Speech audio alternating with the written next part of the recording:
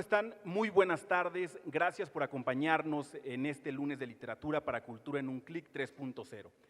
El día de hoy vamos a hablar de un tema de literatura, pero un poco diferente, o diría yo, muy diferente, ya que la vertiente que hoy vamos a trabajar y que hoy vamos a platicar es una línea completamente de investigación, pero también llegaremos al punto urbano. Y para esto quiero decirles que vamos a trabajar y vamos a escuchar y conocer Codex, una aproximación al graffiti de la Ciudad de México. Sin embargo, les decía yo que va a tener dos líneas muy diferentes, porque vamos a trabajar desde la parte de investigación, la parte académica, que el doctor Sergio Raúl Arroyo nos platicará de este libro, a quien agradezco muchísimo la invitación. Doctor, bienvenido, muchísimas gracias. Asimismo, creo que todos conocen el Centro Cultural Mexiquense Bicentenario y en específico existe un museo del deporte y existe un mural que se encuentra con Soraya Jiménez, y debo decir que de los artistas de ese gran mural, hoy nos acompaña justamente, para mi punto de vista, el mejor de México actualmente, Humo. Muchas gracias por acompañarnos.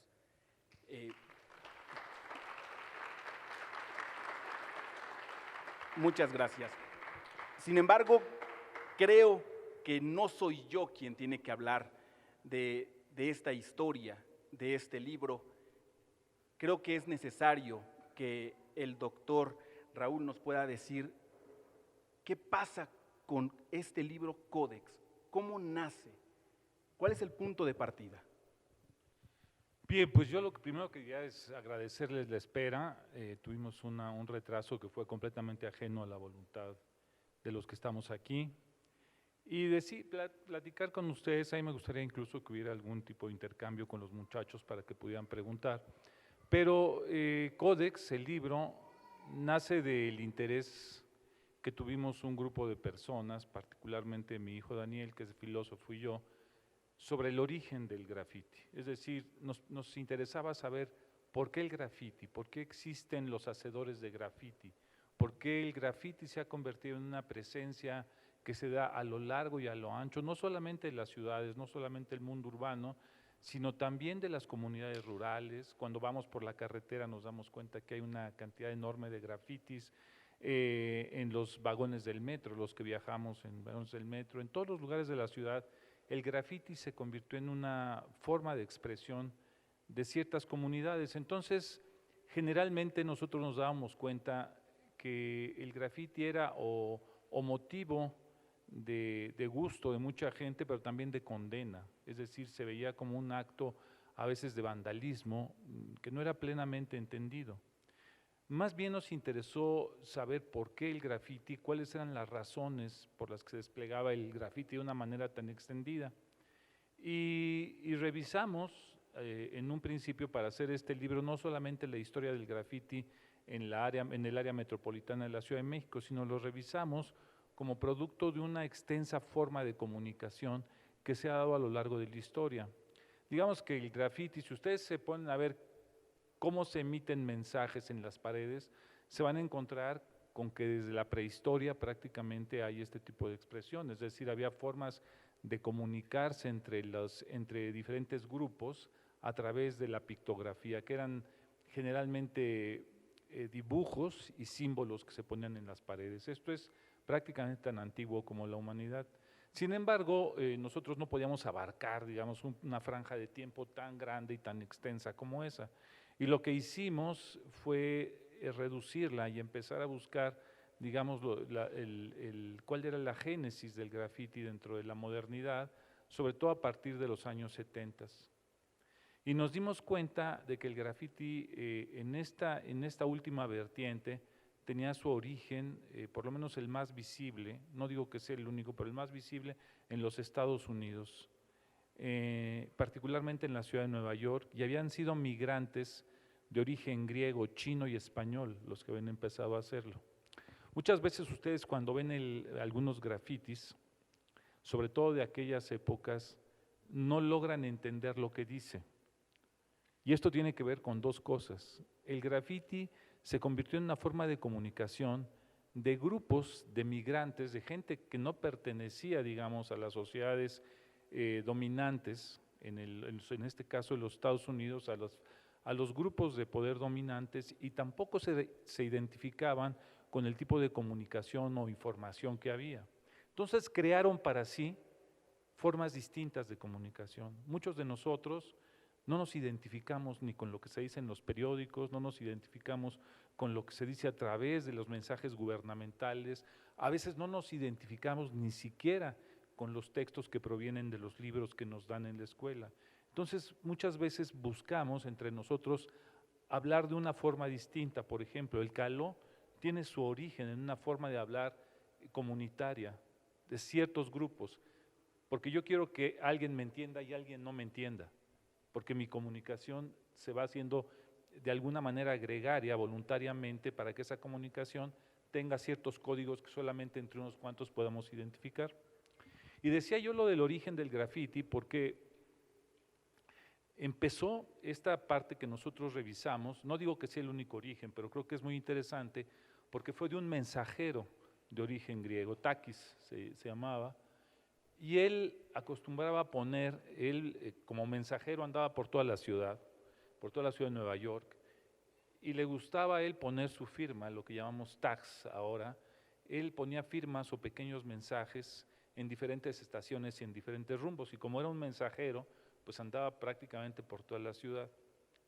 Él se relacionó con dos migrantes más, les decía yo, uno de origen chino y otro de origen español, y entre los tres empezaron a generar una tipografía, es decir, ciertos tipos de letras que combinaban la escritura griega, que es una escritura cirílica, con la escritura china, con la escritura, digamos, que nosotros utilizamos en el español, en Occidente en general. Y esas combinaciones propiciaban esta caligrafía que era muy original, era una caligrafía combinada que lo que permitía es que solamente entre ellos pudiera ser inteligible, solamente entre ciertos grupos de migrantes podían identificar lo que se decía allí. Pues eso se fue extendiendo, fue algo que sobre todo los migrantes utilizaron en los Estados Unidos. La ciudad de Nueva York es una ciudad básicamente de gente que migra de todas partes del mundo, pero se fue extendiendo por Estados Unidos. Y digamos que la parte que rastreamos, que a nosotros nos interesaba más, es cómo llegaba a México. Pues tiene que ver también con la migración, pero particularmente nuestro punto, digamos, de referencia fue el estado de California. Ustedes saben que en el estado de California hay casi 10 millones de personas de origen mexicano, migrantes, muchos de ellos ilegales, probablemente entre sus conocidos o familiares sepan de gente que está en los Estados Unidos. Pues sobre todo los migrantes, y estamos hablando de los años 70 sobre todo, empieza desde los 60, digamos, cierto movimiento, pero todo en los 70 empiezan a hacer este tipo de diseños, dibujos, comunicación, información que se hace a través de las paredes. Es una forma de comunicarse, pero también es una forma de encontrar identidad. Cuando revisamos los grafitis de esa época nos damos cuenta que hay muchísimas referencias a las imágenes y a la iconografía mexicana, desde la Virgen de Guadalupe hasta Cantinflas o Pedro Infante, todo aquello que tenía que ver con el mundo mexicano, que ellos habían dejado, con cierta nostalgia, pues era utilizado como un referente para mantener esos principios de identidad. Es decir, somos mexicanos y estos son nuestros valores, ¿no? En una sociedad que era ciertamente hostil para muchos de ellos, para la mayor parte de ellos. A veces utilizaban también nombres de gente, nombres de grupos, de ciudades, es decir, todo aquello que los identificaba con el mundo del cual provenían. Así fue un poco como rastreamos este origen en California. De California, obviamente, esto pasa a ciudades fronterizas, como Tijuana. Tijuana es un sitio donde el graffiti se desarrolló de una manera extensísima. O sea, quizá probablemente es la ciudad en la que hubo mayor actividad de graffiti, justamente por eso. Era la puerta, el umbral entre los Estados Unidos y México. Y transitaban los mensajes, transitaban los viajeros, de un día para otro las cosas cambiaban. Y era muy, muy interesante esto porque a diferencia de lo que era el arte tradicional, estos grafitis eran constantemente manchados, es decir, blanqueados. Las autoridades o los propios grafiteros encimaban información de unos sobre otros. Y se constituyó en algo que a mí me interesó mucho, que era esta concepción del grafiti a veces como algo que era efímero, es decir, algo que no duraba demasiado tiempo y que era cambiante y que podía de alguna manera modificarse, sin que incluso los propios grafiteros lo sintieran a veces como una agresión. Era, digamos, algo que se daba de manera muy natural. Fue variando esto con el tiempo, ahora Humo nos hablará un poco de la permanencia y de lo efímero, pero a mí me interesaba mucho que frente a una cultura que había concebido el muralismo como algo eterno, algo que iba a ser perenne, de repente los grafiteros supieran que lo que hacían era algo que iba a estar constantemente cambiando, incluso desapareciendo. Pero decía yo que Tijuana se convirtió en un foco importantísimo del graffiti, donde también, digamos, esta especie de limbo entre los que iban y regresaban de los Estados Unidos, de los que transitaban ilegalmente, se expresaban mucho a través del graffiti. Quiero subrayar un hecho que a mí me parece muy importante. El graffiti es una forma de comunicación, sobre todo, de aquellos que no se identifican con lo que es la información o con lo que es la comunicación oficial, institucional. El graffiti no nace como algo institucional ni como algo definitivo. Siempre está en estado de transición, estado de tránsito. Crea cierta incertidumbre el graffiti. Cuando hicimos este libro, por ejemplo, fue una proeza hacer acopio de grafitis, porque prácticamente todo lo que se había borrado, había desaparecido, había sido manchado, había sido pintado, y se tuvo Humo, que tiene una especie de acervo. Humo es en sí mismo uno de los acervos más grandes que hay del grafiti en el país. Nos apoyó, y otras personas, otros grafiteros, que nos enviaban grafitis que ellos habían hecho, por ejemplo, en los 80s, a principios de los 90s, pero que ya no existían. Prácticamente todo lo que está en este libro actualmente es inexistente, ya está borrado. Pero forma parte de una memoria que tiene que ver con este tránsito de Tijuana, que fue un lugar muy activo, a otras ciudades que tenían mucha migración, como Guadalajara, y algunas colonias pobres, porque sobre todo el migrante provenía de localidades pobres. Entonces, hay una tradición grafitera en Jalisco, en Guadalajara en particular, en la colonia El Fresno, donde se desarrollaron muchos de los grafitis y los grafiteros más importantes del país.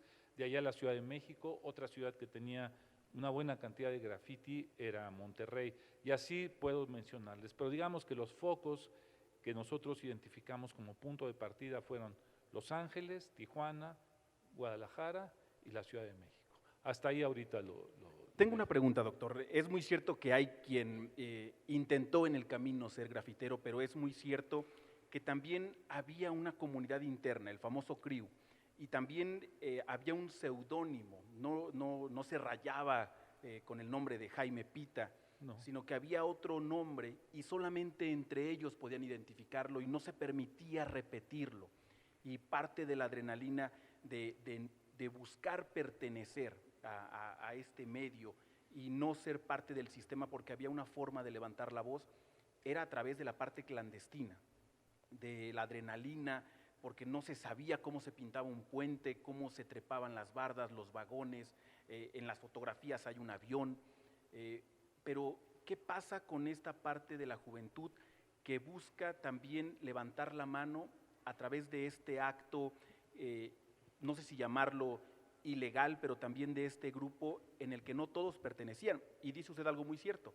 Los murales, es cierto que entre los grafiteros hay muy buenos, hay trabajos que no son buenos, pero que no son permanentes, porque a veces se raya o se encima y a veces decimos, híjole, solo lo echaron a perder, porque solo fueron líneas en el cual había una cierta competitividad entre territorios. ¿Qué tan cierto podemos decir? Bueno, hay algo que creo que es interesante y sobre todo para los muchachos.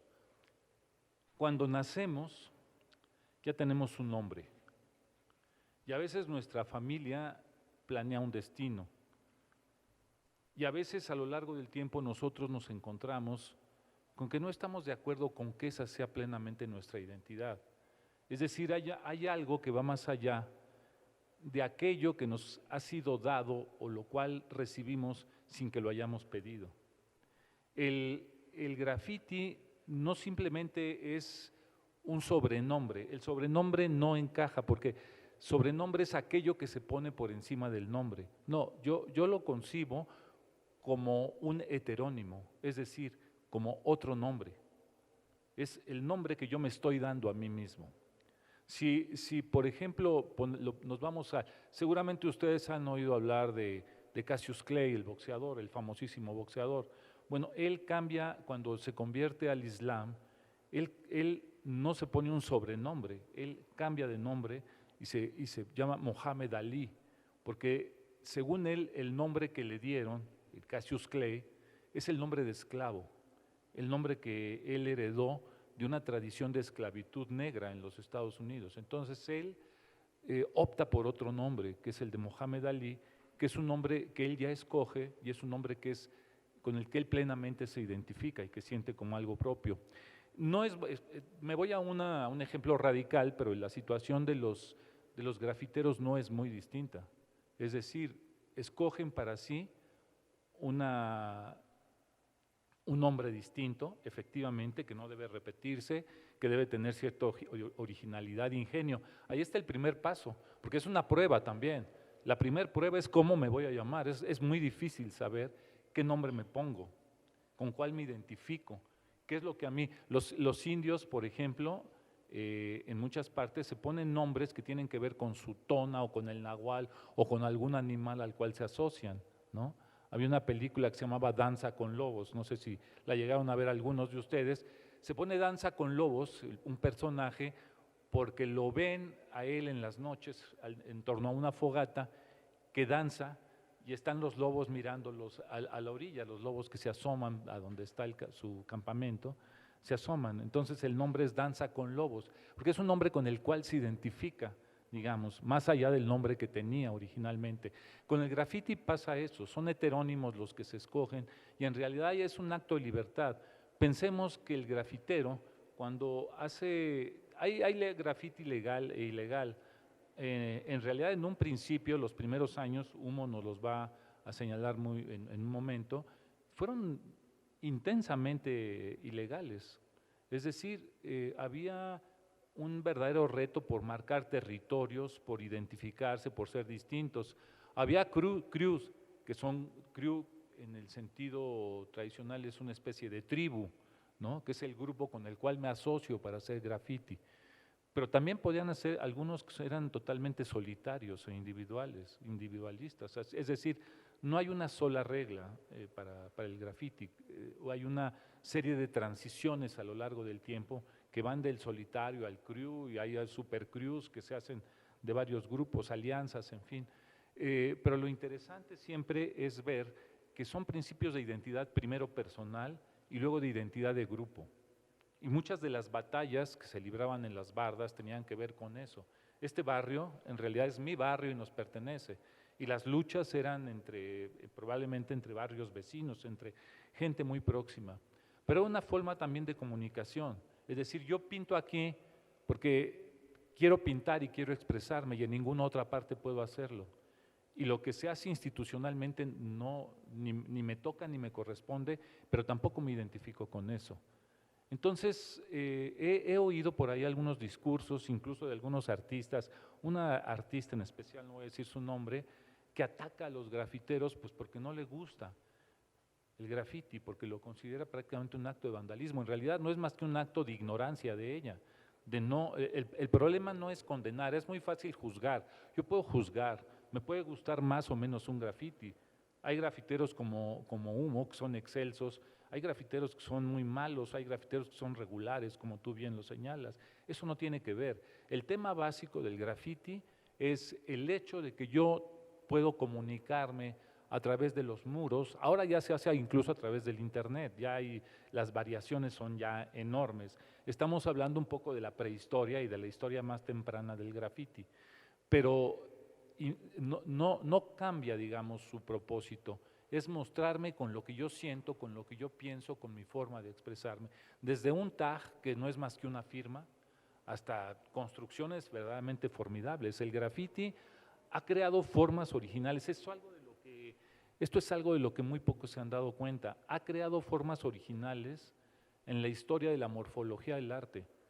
Es decir, son formas que antes del graffiti no existían, el chorreado, las bombas, les puedo dar una especie de catálogo de tipos de graffiti que son inherentes y originales a la práctica de quienes lo hacen, de quienes lo ponen en marcha, y que no existían antes.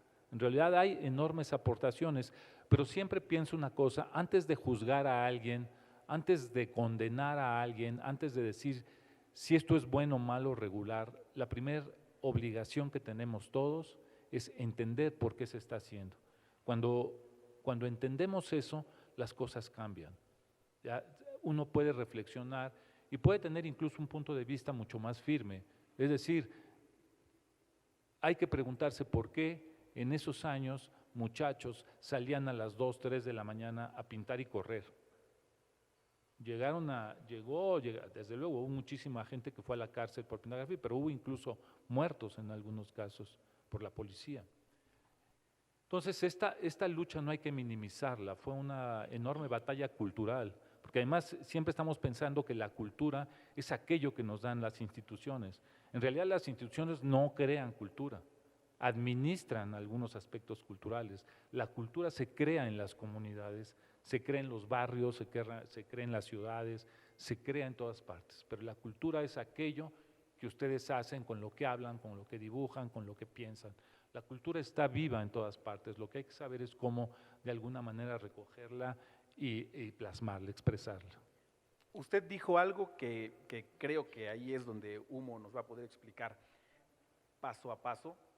El graffiti es de barrio, nace en la calle y justamente Nesa, si no me equivoco, iniciando los 90, se inicia entre Pantitlán y empieza el tema de los muros completos de graffiti y era banda que le gustaba rock urbano, diferentes tribus, la banda del punk, pero así es como nace. Pero tú conoces mejor que yo esa historia, Humo. Hola, buenas tardes a todos, gracias por estar aquí. Mi nombre es Humo, Sin Fronteras. Pues lo que les puedo platicar sobre ese tiempo o sobre esas historias que hay del graffiti, lo que yo puedo hablarles es de lo que yo he visto, ¿no? Yo hago graffiti por ahí desde el 94.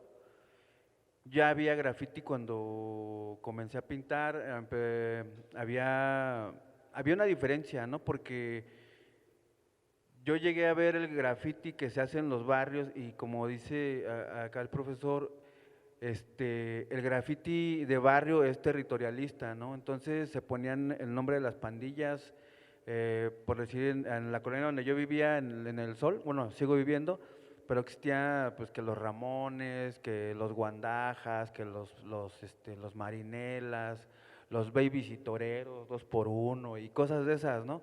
Entonces, cada calle tenía su pandilla y tenía el nombre de su barrio, ¿no? de su grupo, pero no eran grafiteros como tal, ¿no?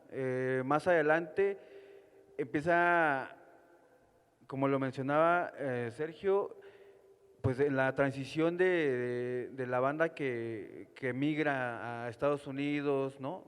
Por lo regular, pues son bandas que son jóvenes, que en el barrio crecieron siendo rockers o rock and rolleros y llegaron a Estados Unidos y empezaron a conocer pues a las pandillas de allá y las pandillas, lo que es ser un pandillero, un vago, una persona que se dedica a no hacer nada y hacerlo en todos lados, es pues había cholos, ¿no? O sea, pandillas de chicanos, ¿no? Mexicoamericanos que les decían paisas a los mexicoamericanos que le decían paisas a los mexicanos que llegaban nuevos allá. Entonces, así como llegaba banda que era de provincia de México y banda que era de la Ciudad de México o de la periferia de la ciudad, llegaban allá y todos adoptaban pues la nueva cultura, ¿no? Y ya llegaban rapados, ya llegaban con unas colitas, ya llegaban bien tumbados como pues, con pantalones pues kakis, ¿no? Ya con sus Dickies, sus Ben Davis, o sea, camisa a cuadros, ya dependiendo de la zona en la que pues te desarrollabas allá, pues eras o norteño o sureño, ¿no? Entonces, pues hay códigos, hay marcas, o sea, se hacen más evidentes en ese lado porque pues hay esa vertiente, ¿no? O sea, lo que es ser pandillero y marcar territorio y empezar a hacer, si soy 13, es que soy de México, si soy 14, soy norteño, ¿no? El 13 es la 13ª letra del abecedario, es la M. La 14ª letra del abecedario es la N, ¿no? Y así. Entonces, todos son códigos y son simbologías que se van utilizando. La X, o sea, empezar a utilizar los números romanos, ¿no? La X y los tres palitos es el 13, ¿no? O utilizar el 3 y la C, 13, ¿no? Y empezar a jugar con palabras, empezar a jugar con los símbolos y empezar a, y hay más pandillas, ¿no? La 18th Street, o sea, los 18 y que los Logan, barrios diferentes, ¿no? O sea, en Los Ángeles empieza a desarrollar, en lo que es casi todo California, pues hay pandillas en todos los estados y en todos los condados, ¿no?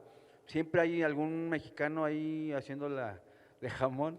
Entonces, o sea, porque parece que es el espíritu del mexicano ir a sacar la postal en donde llegue, hacerse notar, cabrón. Entonces, o sea,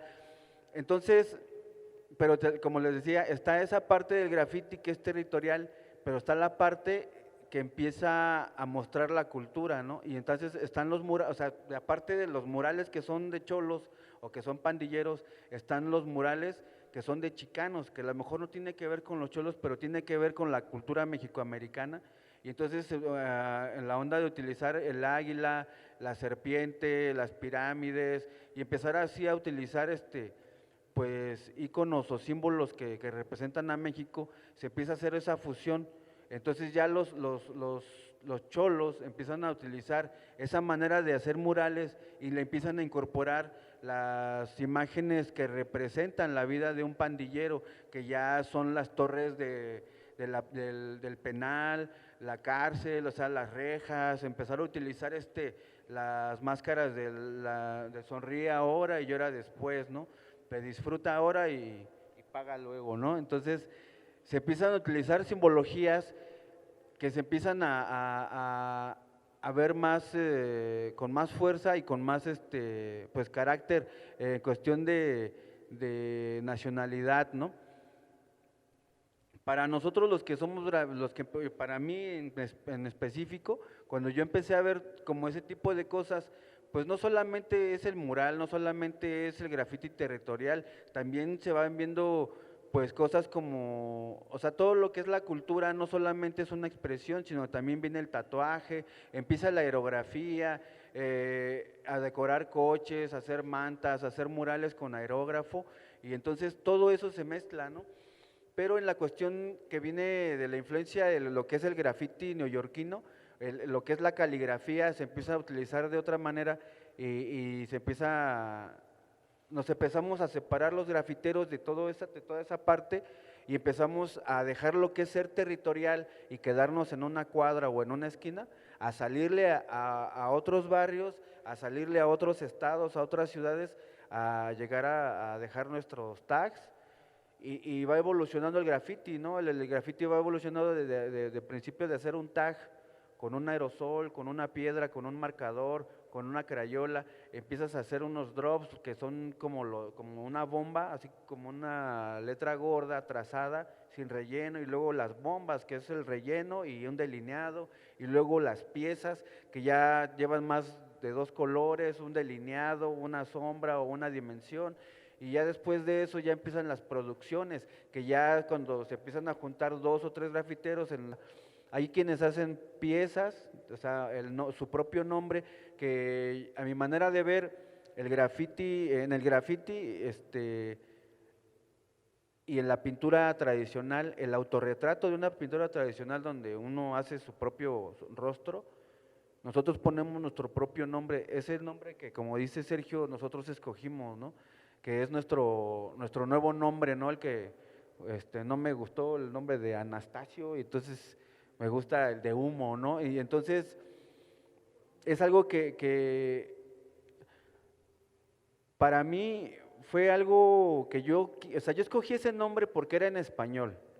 Lo escogí por el tipo de letras que tenía, pero cuando vas creciendo y adoptas ese nombre y la misma gente te empieza a hablar por ese nombre y no por tu nombre normal,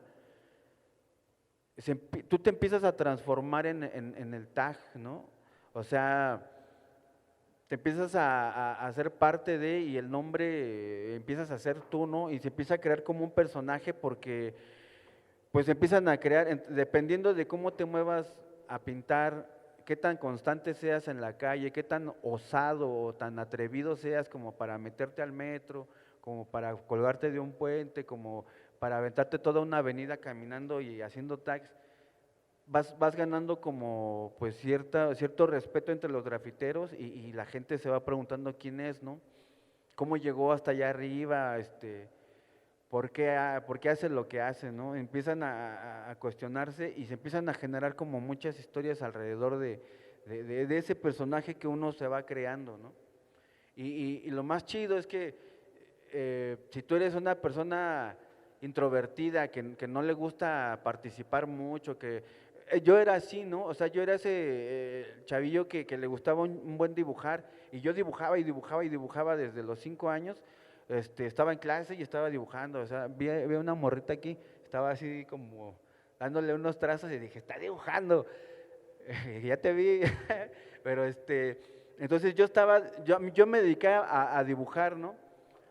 Cuando yo conocí el graffiti, yo sentía que el graffiti pues solamente eran letras, ¿no? Pero cuando empiezo a ver que el graffiti no solamente son letras, sino que son caracteres y también son producciones, ahí es donde en mi cabeza se junta todo y empiezo a hacer de todo, ¿no? O sea, no me limito a hacer solamente letras o tags o también tatúo, también hago mantas, también hago aerografía, pinto coches, motos, cascos, o sea, hago trabajos en donde sea, pero todo fue dándose de una manera en la que yo no me di cuenta, ¿no?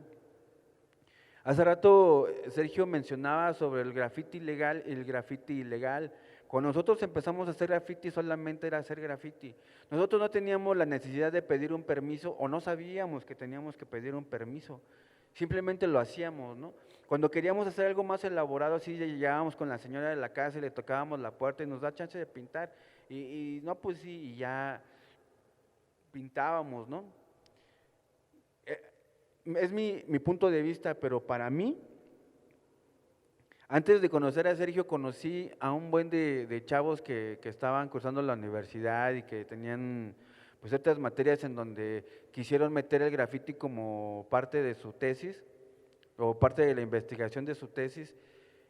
Y yo creo que se encontraron con el dilema o con el problema de poder tipificar al graffiti, ¿no? Porque nosotros hacíamos graffiti y no decíamos, yo soy 100% ilegal y soy bien malo y ya, ¿no? O sea, o yo soy artista y soy grafitero y hago brochiti y cosas de esas. No, nosotros hacíamos graffiti y en las noches, 2, 3 de la mañana, como dice el maestro, pues nos íbamos, o sea, preparábamos nuestras latas. Yo me acuerdo que metía mis botes, ¿no? O sea, te cuenta que yo enfriaba en el refrigerador unas latas y las otras las calentaba en la estufa y ya después las calientes las inyectaba a las frías. Entonces un aerosol normal trae 450 mililitros y ya cuando yo las rellenaba pues ya eran como no sé, como 800, 900 mililitros, ¿no? O sea, ya casi 1 litro de pintura. Entonces ese aerosol en vez de rendirme media hora me duraba 1 hora caminando y rayando, caminando y rayando.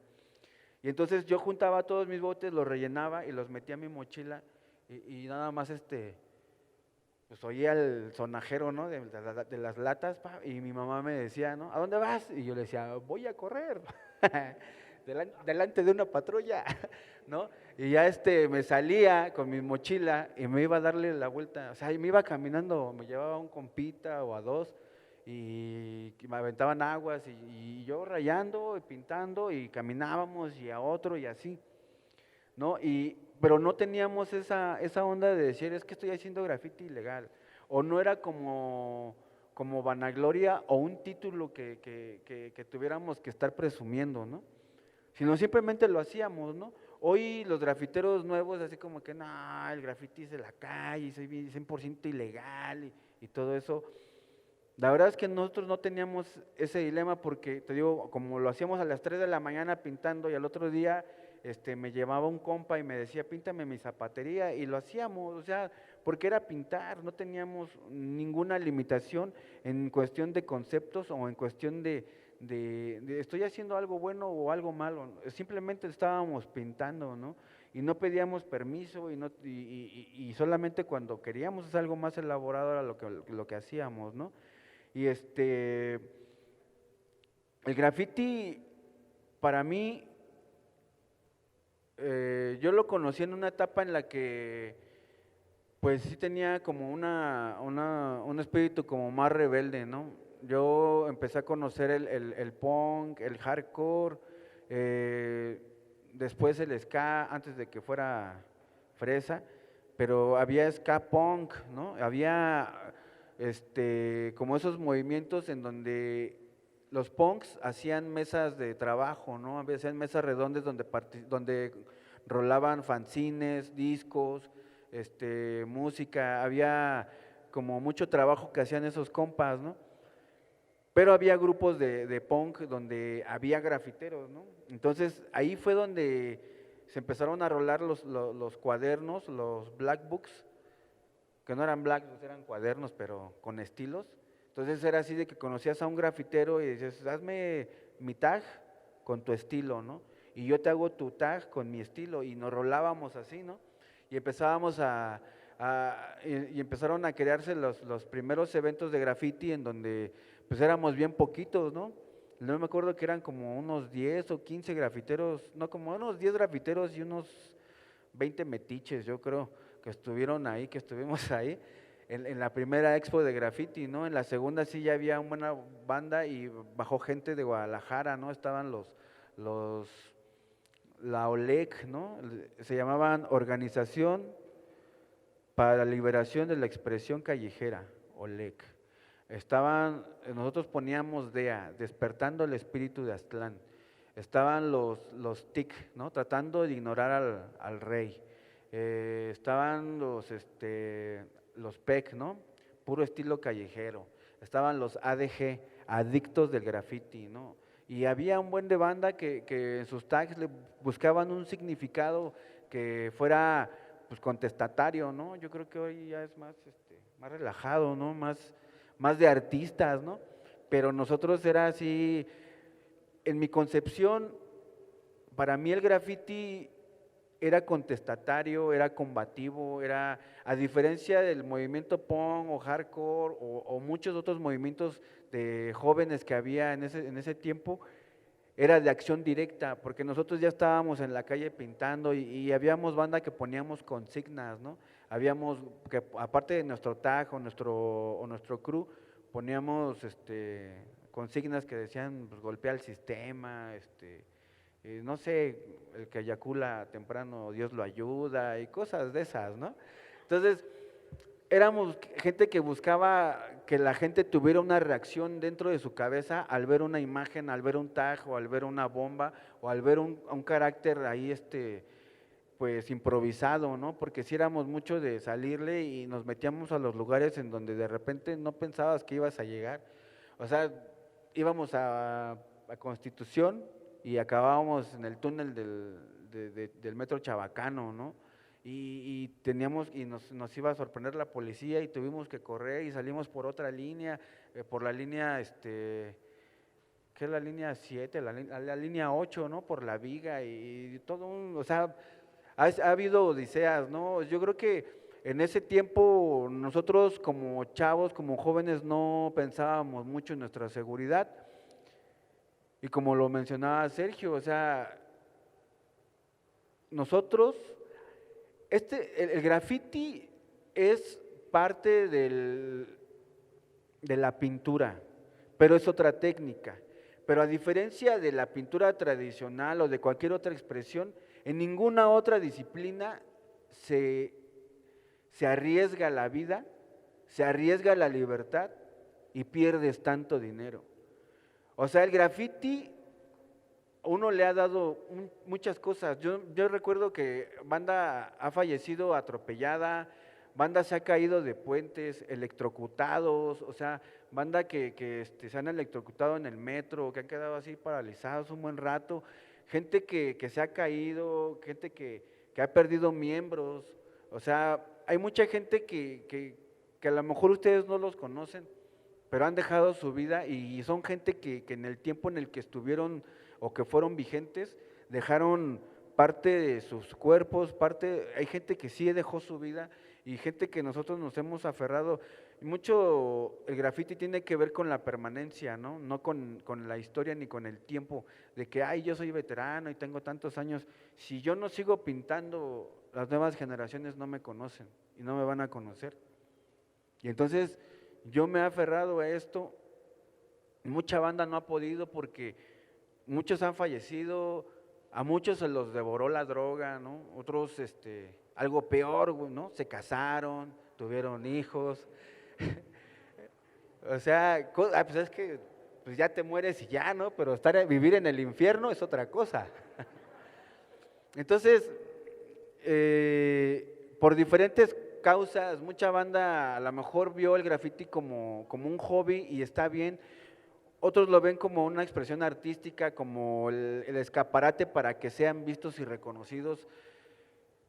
Yo lo he tomado para mí como una manera de vivir, como una manera de sostenerme, no solamente el graffiti, sino como les decía, de todo lo que aprendí a hacer durante este caminar, pero pues es algo que me ha aferrado y así hay bastante banda que a lo mejor no conocen, pero pues ahí en las redes sociales podrán topar banda veterana, y no solamente de México, no solamente de la Ciudad de México, y pues hay de Monterrey, Guadalajara, Nogales, Aguascalientes, o sea, hay un buen de banda, hay un buen de gente, y la verdad es que sí es otro mundo dentro de una sociedad que a lo mejor no alcanza a ver la capacidad o el potencial, pero yo creo que hoy con las redes, con todo lo que, con lo que se puede ver en internet o en todos los medios, se ha abierto la visión a las nuevas formas de expresión, ¿no? Hoy ya no solamente es graffiti, ya hay brochiti, ya hay stencil, hay, no sé, muchas maneras más de hacer una expresión urbana, todas derivadas del graffiti, ¿no? Y pues eso es todo, gracias. Diría yo, nos acabas de contar la esencia como tal del graffiti, como dices, muchos de los jóvenes dibujando, rayando, pero trasciendes y te vas a otro nivel. También manejas la parte del realismo. Hay un mural que tienes entre Pacquiao y Juan Manuel Márquez, y también sobre deportistas, que también te obliga a conocer la parte cultural de tu tierra. Pero ¿qué pasa? Y doctor, ¿qué sucede cuando usted empieza a conectarse con los grafiteros y llega, por ejemplo, con Humo, y es decir, bueno, ¿y qué hace un hombre de letras, de estudios, buscando y entrando a las calles, buscando conocer un poco más de lo que hacemos? ¿Cómo fue recibido también? Bueno, yo soy antropólogo de origen, soy etnólogo. Los antropólogos en general lo que buscamos es descifrar de alguna manera, hacer inteligibles las cosas que no son tan fácilmente comprensibles. Es decir, la antropología nace un poco de la curiosidad del hombre occidental por conocer el comportamiento de todos aquellos grupos que no pertenecen a Occidente, ¿no? Pero dentro del mismo Occidente, es decir, dentro de nuestras propias sociedades, hay grupos a los cuales no entendemos. Y entonces, una de las responsabilidades básicas es justamente darle inteligibilidad, darle comprensión, entendimiento a aquello que no es tan fácilmente descifrable. Hace rato yo decía, hay gente que condena cualquier cosa. La gente que no tiene nuestra propia moral, la gente que no tiene nuestras propias costumbres, la gente que no habla como nosotros, toda esa gente en un momento dado la ponemos al margen o por lo menos la ubicamos tangencialmente con respecto a nuestra realidad. Y la responsabilidad para mí es hacer inteligible, comprender, tratar de hacer entendible para mí, pero también para los demás, el significado de fenómenos como el graffiti. Más bien a mí lo que me preocuparía es pensar cómo hay gente que no es capaz de preguntarse por estas cosas, porque entonces el mundo se convierte en un enigma incomprensible, la realidad se vuelve en un bloque irreal del cual no sabemos realmente nada, ¿no? Entonces creo yo que nuestra responsabilidad, particularmente de aquellos que vivimos en el mundo de la antropología, es descifrar todas estas cosas. Cuando yo entré en contacto con Humo, pues entro en contacto con alguien que es como si fuera mi hermano, es decir, nos entendimos perfectamente, platicamos perfectamente. Mi hijo Daniel, que es coautor del libro, él estuvo ahí, incluso fue a visitar a gente en las cárceles que hacía graffiti. Hay entrevistas de los Mara, por ejemplo, que estaban encarcelados. Hay un mundo que está atrás del mundo aparente en el que vivimos, que es tan o más interesante. Cuando vemos que nada funciona, cuando nosotros nos damos cuenta que no funciona absolutamente nada dentro de la sociedad, o cuando muy pocas cosas son realmente las que funcionan, en realidad eso responde a una falsa lógica en la que solamente entra aquello que nosotros permitimos, digamos, de primera mano. Y todo aquello que está atrás, este submundo o los submundos que hay atrás de nuestras irrealidades, los descartamos, no existen, simple y sencillamente. Hoy día tenemos que hacer nuevas lecturas de lo que es la sexualidad, tenemos que hacer nuevas lecturas de lo que son los comportamientos culturales. Simplemente la pregunta, ¿qué es cultura? Uno pregunta, ¿qué es cultura? Y todo el mundo se queda viendo a los ojos, ¿no? Todo el mundo no sabe de dónde a dónde llega, o qué sirve o qué no sirve como algo cultural. En realidad la cultura, me parece, es todo aquello que hace comprensible la realidad, todos aquellos fenómenos que hacen comprensible la realidad. Y parte del esfuerzo, digamos, por hacer entender estas expresiones culturales, me parece que es un camino extensísimo, enorme, en el cual tendríamos que ubicarnos no solamente los antropólogos, sino todos. Parte de la tragedia que vivimos a todos los niveles, desde la infancia hasta la edad más adulta, es la falta de comprensión del mundo en el que vivimos. Esta idea que tiene mucho que ver con la política, de separar todo aquello con lo que no estamos de acuerdo, o de descartar o de hacer marginales a todas aquellas expresiones que no están dentro de lo que son nuestros códigos, es una tragedia. En realidad el mundo, estamos confrontando el mundo y no entendiéndolo. Y a la cabeza, yo insisto, la política de los políticos en general es un desastre, porque nos ha llevado a eso, a tomar falsamente partidos y a hacer incomprensible lo que tendría que ser un ejercicio legítimo, inmediato y necesario, que es tratar de entendernos entre nosotros. Cuando mi contacto con los grafiteros en realidad nace de esa curiosidad básica. ¿Por qué carambas, Humo o quien sea, salían en la madrugada a pintar en las paredes? ¿Por qué corrían? ¿Por qué arriesgaban el pellejo? ¿No? Hay una parte que es interesante, simplemente por el solo hecho de decir yo no soy simplemente aquel que tiene que trabajar, o no nada más soy hijo de familia, o soy aquel que tiene que trabajar tantas horas, o yo no soy solamente el trabajador, el obrero, soy algo más y tengo capacidades que me permiten expresarme de otra manera, de una manera distinta, y le robo tiempo al tiempo y utilizo esas madrugadas para ser yo de otra manera, ¿no? Ahí soy yo, me encuentro conmigo mismo, y solamente lo puedo ser cuando ya no soy ni necesariamente el estudiante, ni el hijo de familia, ni el marido, ni el papá, ni el hijo. Ya soy una persona en otra dimensión en la cual me puedo expresar de una manera distinta. Algo padrísimo que me encantó, y es justamente la parte de la comprensión y de vivir de esto. Porque yo recuerdo bien cuando iba como en séptimo de la carrera y me dijeron, aquí no entras con esos pantalones, entras con zapatos y te quitas los aretes. Y sin querer me los empecé a quitar. Y llegamos al día de hoy con camisa, pero en realidad Humo dijo algo muy padre. Yo aprendí a vivir de esto y no quedarme como un proceso de de decir soy más que un trabajador, sino que también creo yo que en qué momento sucedió la transición de una pared a un mural. Por ejemplo, hay murales aquí en la parte de la rampa del Centro Cultural Paola Delfín. Se ha logrado insertar a la institución, pero ahí vengo yo con un tema contradictorio y creo que tal vez algunos lo tendrán.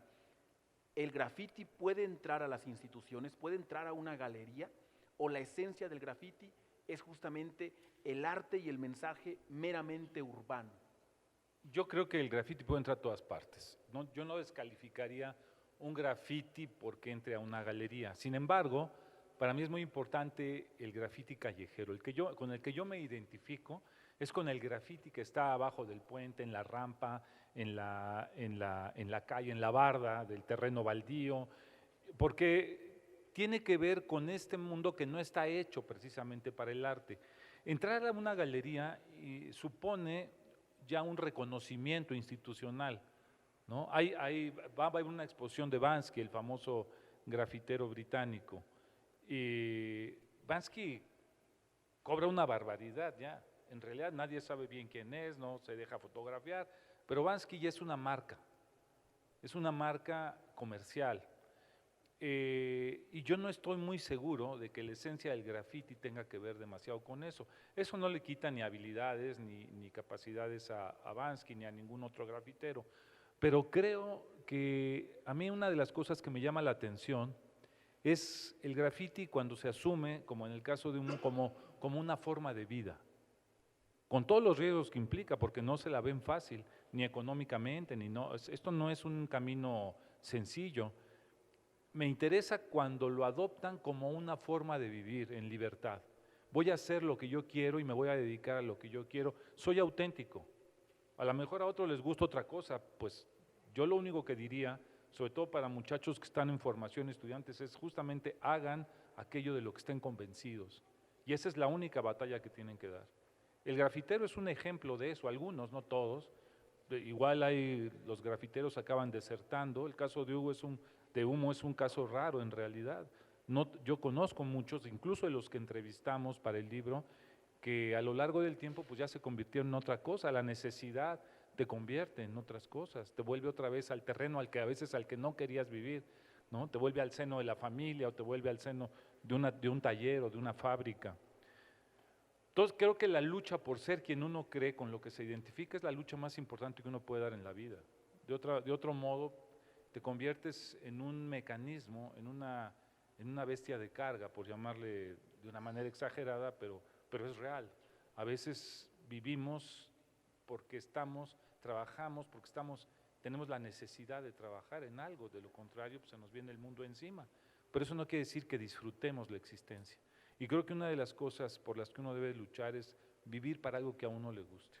Eso no necesariamente te lo da ni el trabajo ni la familia, te lo da cierto trabajo, te lo da cierta familia, te lo da ciertas relaciones, pero no todas. Tiene que ser selectivo y a veces se arriesga mucho. Y creo que la lección del graffiti, además de la lección plástica que nos puede dar el trabajo de muchos de ellos, es la lección de vida que también lleva consigo. Claro, que alimente el alma, diría yo. Así es. Doctor, el tiempo se va agotando para Cultura en un Clic, pero quisiera yo preguntar, y es la pregunta del millón justamente, ¿por qué leer Codex? ¿Por qué leerlo? Pues por eso, porque creo que nos puede hacer comprensible una parte de la realidad que no está a la vista. Es decir, toda esta historia del graffiti y de lo que a veces nos topamos en la calle sin quererlo, es algo que puede ser incomprensible para nosotros, para nuestros padres, para la gente con la que convivimos todos los días. Y creo que lo que nos está dando el graffiti a final de cuentas es eso, una lección existencial de gente que vive o que ha encontrado una forma de libertad en el graffiti y que tiene que ver exactamente con eso, con la posibilidad de desarrollar una forma de hacer en la cual te puedes identificar, en la cual te puedes desarrollar como persona, como ser humano.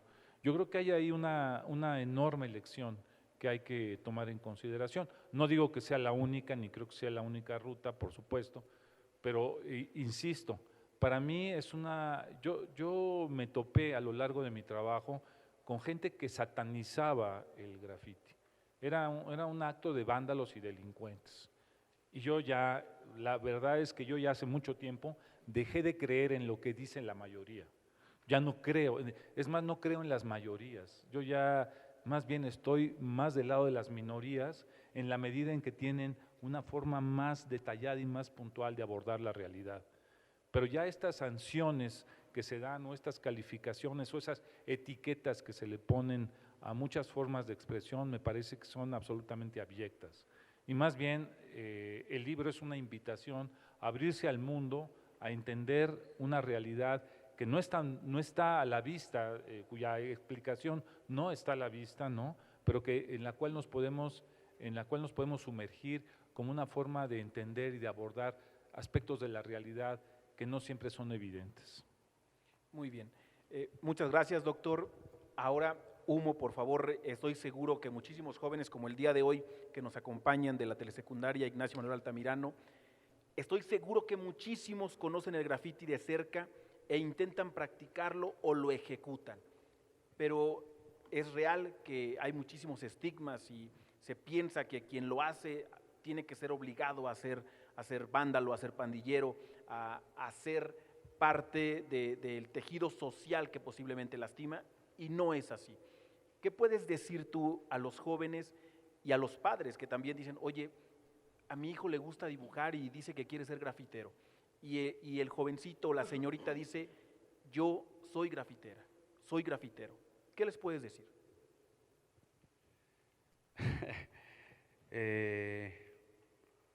Pues yo creo que pues son afortunados, ¿no? De que pudieran conocer el graffiti de otras formas, ¿no? Yo creo que nosotros nos aferramos a hacerlo porque por la misma ignorancia había como historias urbanas, ¿no? De que tenía que ser así, de que si se te escurría ya era pecado, de que había que cortarte la mano porque eras bien tonto.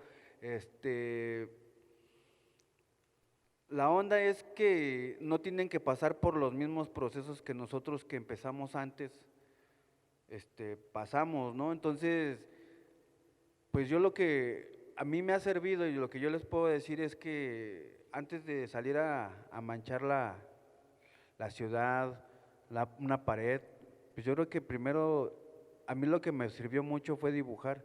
Y yo empecé con un tag, ¿no? Y después tenía 2 y luego 5 y luego ya hacía un crew yo solito con mis 6, 7 tags porque no me convencían los nombres que había escogido, hasta que hubo alguien que me dijo ¿no? Humo, ¿no? Y me empezó a llamar por el nombre de Humo y empecé a practicar y a llenar cuadernos, así los cuadernos viejos que se fueron quedando con hojas limpias de los años pasados, los empecé a llenar de tags y empezar a practicar tags y luego a hacer mis letras y luego a hacer caracteres y estudiar, ¿no? El estudiar no fue algo que tuve que ir a hacer en una escuela, yo me puse a ver revistas de fisicoculturismo, revistas de cualquier cosa, siempre estuve dibujando, siempre estuve copiando y tratando de mejorar y tener como un conocimiento propio de anatomía, de cómo iban los músculos, de cómo pues se movía la mano, o sea, todo ese tipo de cosas las fui haciendo autodidacta, ¿no? De manera autodidacta, pero siempre fue practicando en el cuaderno siempre lo busqué hacerlo y después salí a la calle, ¿no? Y me fui con mis compas y conseguimos una barda y pintamos y bueno, no pedimos permiso, pero la conseguimos, pero sí, porque fue atrás del mercado, ¿no? Y como que no pasaba gente y como que pues, aquí mero, ¿no? Pero es bien chido, o sea, sí, o sea, es tu doble identidad, ¿no? Pero sí, no es necesario que pasen por la cuestión donde te tengas que arriesgar, güey, ¿no? Hay veces que sí, no, sí, o sea, ya para qué, ¿no? Ya hay válvulas, ya hay botes, ya hay colores, ya hay black books, ya hay un buen de cosas que te sirven. Ya si no la armas para ser grafitero, pues puedes ser artista urbano con brocha, rodillo y cosas de esas, ¿no? O si no, pues a pegar calcomanías, o puedes hacer todo, o sea, no te puedes limitar y pensar que nada más vas a hacer una cosa, ¿no? Yo me puse a hacer aerografía y cuando dominé la aerografía me puse a hacer ilustración digital y luego ya me puse a tatuar y me puse a hacer un buen de cosas. Hoy te puedo decir que si hoy me falla la chamba de grafitero, llega la de tatuador. Y si no está la de tatuador, llega la de diseñador gráfico. O llega la de vender tamales o lo que sea, pero no te puedes limitar, o sea, aquí la onda es no te cases con una sola idea o con una sola disciplina, haz todo lo que sea posible y enamórate de todo, ¿no? Y domina una, o sea, cada una que topes, domina esa técnica y así vas a poder, pues, vivir de lo que te gusta. Me decían, qué afortunado es que te paguen por lo que te gusta y no sea un trabajo, ¿no? Y la verdad es que pues, llevo 25 años haciendo graffiti, 27, 28, 28 haciendo graffiti y la neta es que pues llevo como 20 viviendo de esto, ¿no? Nunca lo pensé, nunca lo imaginé, pero pues aquí estoy, ¿no? O sea, el graffiti me ha llevado a tener exposiciones en museos, a participar en películas en el cine, en series de televisión, para comerciales, y ven las de los tazos o cosas de esas, ahí ven graffiti, me ha llevado a conocer directores de cine, ¿no? A gente que yo jamás o sea, imagínate que le fuimos a hacer un graffiti a, ¿cómo se llama este señor que hizo la basílica? A Pedro Ramírez Vázquez, que fue el que hizo el Estadio Azteca, o sea, fue un arquitecto todavía hasta esos entonces vivo. Él fue el que llevó el monolito de Tlaloc, por eso se inunda la ciudad, por culpa de ese señor. Se llevó el monolito de Tlaloc allá al Museo de Antropología, ¿no? Se supone que ese monolito es pues tiene como fuerza, ¿no? Tiene como una energía en donde pues están colocados en ciertos lugares. Entonces se supone que cuando lo trasladaron, ajá, y entonces la ciudad se inunda mucho porque pues, Tlaloc está enojado, ¿no? Y entonces, o sea, con ese señor trabajamos, le hicimos un mural, igual sobre la migración, conocí a Manu Chao, ¿no? He conocido y he pintado en muchos lugares. El mural que está aquí en el Museo del Deporte, o sea, nunca pensé pues, que mi trabajo pudiera llegar a otros lugares, ¿no? Nunca fue mi idea el ser permanente, o sea, que mi trabajo fuera permanente, siempre fue como querer hacer algo mejor y siempre algo mejor, y si hoy hice este mural y me dan chance de cambiarlo, quiero hacer algo mejor y siempre es estar buscando como superar lo anterior, ¿no? Y esa siempre ha sido la idea que yo he tenido al hacer mi trabajo y eso es lo que me ha motivado y lo que me mantiene hasta la fecha y pues yo lo que les recomiendo es dibujen un chingo, así, dibujen como locos, como enfermos, aunque los regañen, aunque los vean, ustedes dibujen, no dejen de dibujar y me cae que dicen, ¿verdad? Dicen que con el que uno desarrolla el dibujo eleva el coeficiente intelectual, ¿no? Lo dudo, pero pero pues yo creo que pues algo de verdad de tener, ¿no? Y eso es todo, gracias. Muy bien, Debo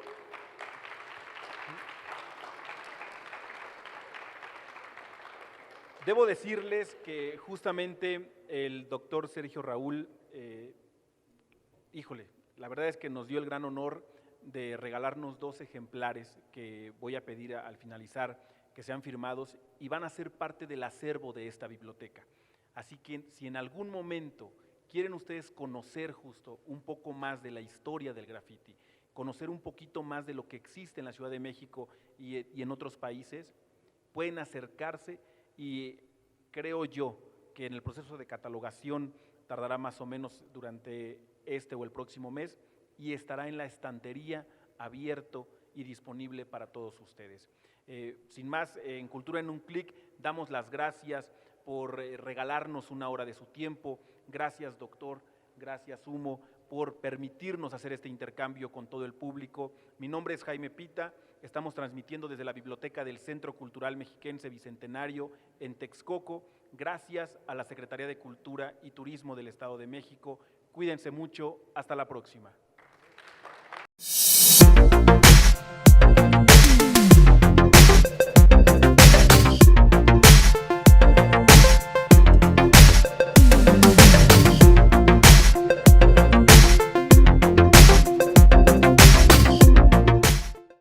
Edomex. Decisiones firmes, resultados fuertes.